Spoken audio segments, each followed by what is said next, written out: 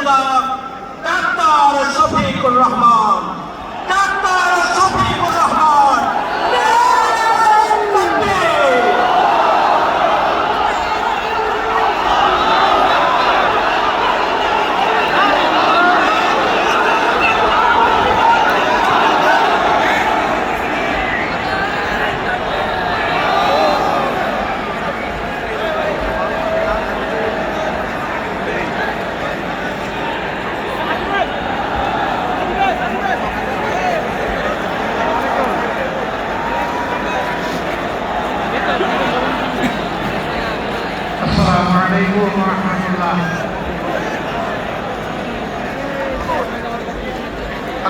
لله رب العالمين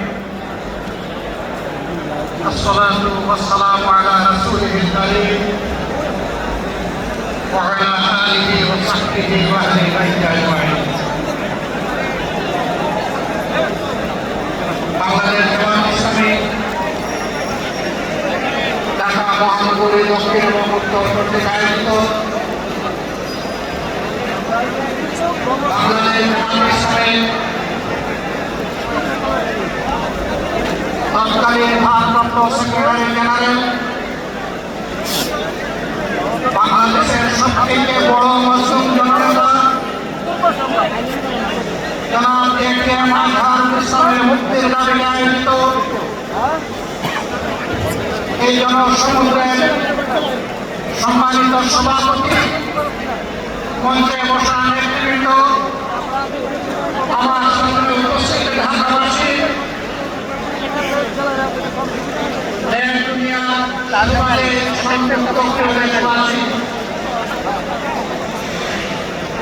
আমি মহান আল্লাহ রাব্বুল আলামিনের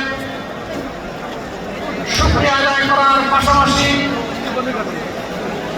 অত্যন্ত বেদনা ভারাক্রান্ত মন নিয়ে আজ আপনাদের সামনে হাজির হয়েছি। আপনারা সাথে 2009 সাল থেকে শুরু করে 2024 সালের 5 আগস্ট পর্যন্ত বাংলাদেশ আওয়ামী ফ্যাসিবাদের কবলে ছিল। ফ্যাসিবাদ প্রতিপক্ষ সংগঠন হিসাবে তার প্রথম হিংস্র থাবাকে বিস্তার করেছিল বাংলাদেশ জামাতে ইসলামের উপর। সকল শীর্ষ নেতৃবৃন্দকে এক এক করে তারা বন্দী করেছিল। প্রথম দফা বন্দী হওয়ার পর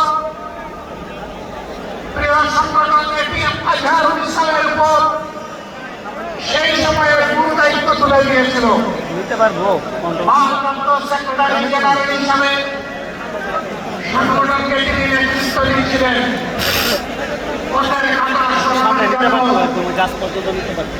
বাকিদের ধারাবাহিকতায় ষড়যন্ত্র অব্যাহত রেখে তাদেরও গ্রেফতার করা হলো।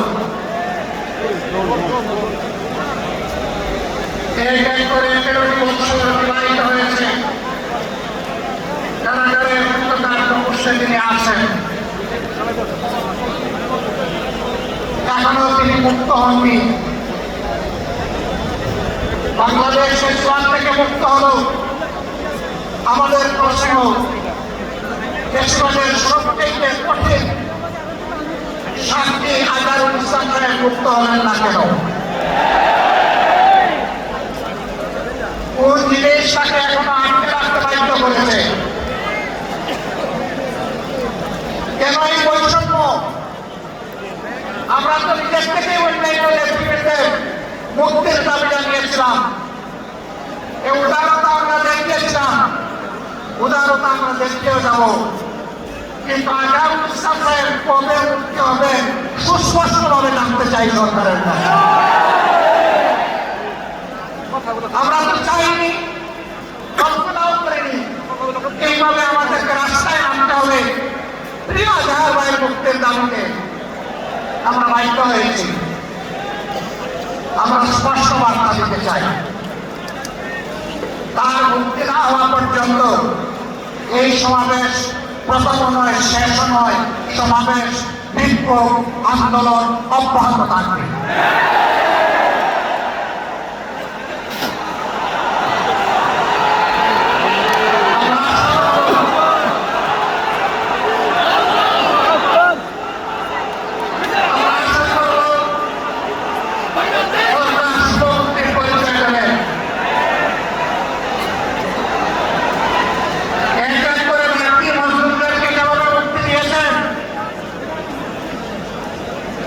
সর্বশেষ মজলুমটাকে ওদের শ্বাসের বুকে মুক্তি দিয়ে ফিরিয়ে দিন। তার জীবনের যে 13টি বছর হারিয়ে গেল, এগুলা কেউ ফিরিয়ে দিতে পারবেন না। আর 13টি মিনিট তিনি জেলের ভিতরে থাকুক, আমরা তো চাই না। আমরা ভদ্র, কিন্তু আমরা বোকানো। আমাদের ভদ্রতা এই উপহারকে কেউ যেন দুর্বলতা মনে না করে।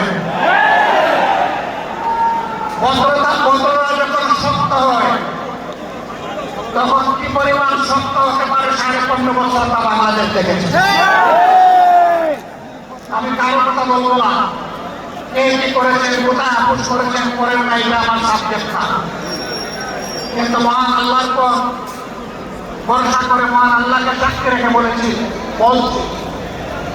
15.5 বছর মহান আল্লাহ দেওয়ার শক্তির কারণে, মহান আল্লাহকে ভয় করার কারণে বাংলাদেশ জামাতে ইসলামী কোনো অপশক্তির কাছে কখনো মাথা নত করেনি। জীবন দিয়েছে, আপোষ করেনি। বহু আপোষের প্রস্তাব ওদের কাছে এসেছিল। ফাঁসির কাছে নেতৃত্বকে পাঠিয়ে দেওয়ার আগে জনে জনে দফায় দফায় প্রস্তাব এসেছিল। বাংলাদেশের জনগণ জানে জীবিত অবস্থায় আল্লাহ সেই ন্যাক বান্দারা, বাংলাদেশের বীর সন্তানেরা, তারা ওই সমস্ত প্রস্তাবগুলোকে পায়ের তলে ফেলে দিয়েছিলেন। আমরা তাদের উত্তরসূরি। সুতরাং মেহরবানি করে আমাদের আন্দোলনের পরীক্ষা দিবেন না, তাকে মুক্তি দিন। কেন আমাদের নিবন্ধন আটকে রেখেছেন? নিবন্ধন তো জানেন সরকার কেড়ে নিয়েছিল, সেইগুলো আপনারা আমাদের উপরে করবেন। এই জন্য হাজার জনতা জীবন দিয়েছে, হাজার হাজার মানুষ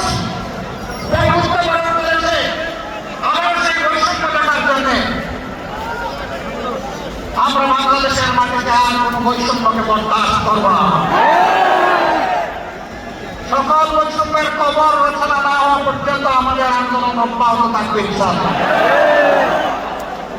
আমি প্রিয় সহকর্মীদের কাছে জানতে চাই, 15.5 বছর জীবন দিতে যেমন ভয় করেন নাই, পুলিশ সামনে মুখ পেতে দিতে ভয় করেন নাই, সর্বশেষ জুলাই আন্দোলনে শরীক হয়ে যেমন করে দেশপ্রেমের দায়িত্ব এবং দেশপ্রেমের প্রমাণ পেশ করেছেন, একটি মানবিক বাংলাদেশ, বৈষম্যহীন বাংলাদেশ গড়ে তোলা পর্যন্ত আপনারা কি একই লড়াই করার জন্য প্রস্তুত আছেন?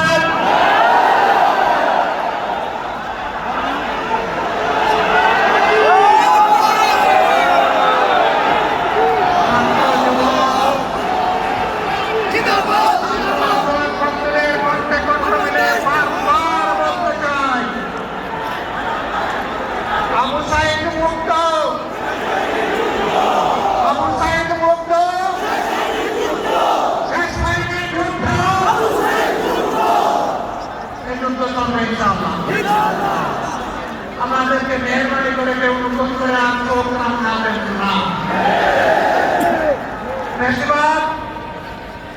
বেশিবাদের ভাষায় কেউ কথা বলবেন না,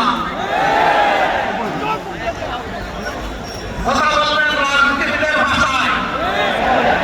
আমরা ওয়েলকাম করবো, অভিনন্দন জানাবো, সমালোচনা করবে, চুমু দেব, কিন্তু চোখ রাঙাবেন না মেহরবানি করে। এই সংগঠন তারা চোখ রান্নানোর পরোয়া করে না।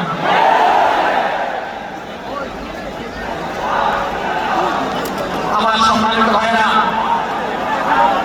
দেশের বিরুদ্ধে জাতির বিরুদ্ধে অতীতে ষড়যন্ত্র ছিল, দেশের পতনের পরেও ষড়যন্ত্র অব্যাহত আছে। এক এক করে আল্লাহ তাআলা সকল ষড়যন্ত্রকে ব্যর্থ করে দিয়েছেন। আমরা আশাবাদী একটা ঐক্যবদ্ধ জাতি আগামীতে সকল ষড়যন্ত্র আল্লাহর সাথে ব্যর্থ করে দিবে ইনশাআল্লাহ। তাই আমার শেষ হবে আসুন গণতন্ত্রের ঊর্ধ্বে উঠে আমরা সব ধরনের ইসলামের বিরুদ্ধে আমরা উঠে দাঁড়াই। আল্লাহ রাব্বুল আলামিন আমাদের ভাই একে আমাদের ইসলামকে অবিলম্বে সসম্মানে আমাদের বুকে ফিরিয়ে দিন। তাকে মুক্ত বাতাসে শ্বাস নেওয়ার তৌফিক আল্লাহ তাআলা দান করুন। আমরা বিশ্বাস করি আসমান জমিনের মালিকের ইশারায় সর্বোচ্চ ইশারা, তার ফয়সালাই চূড়ান্ত ফয়সালা। আমরা মহানের দরবারে সেই ফয়সালা কামনা করছি।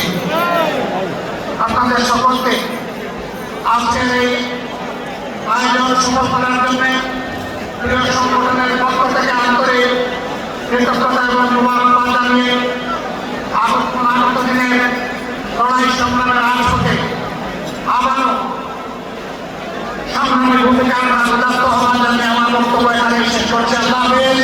বাংলাদেশ জিন্দাবাদ। বাংলাদেশ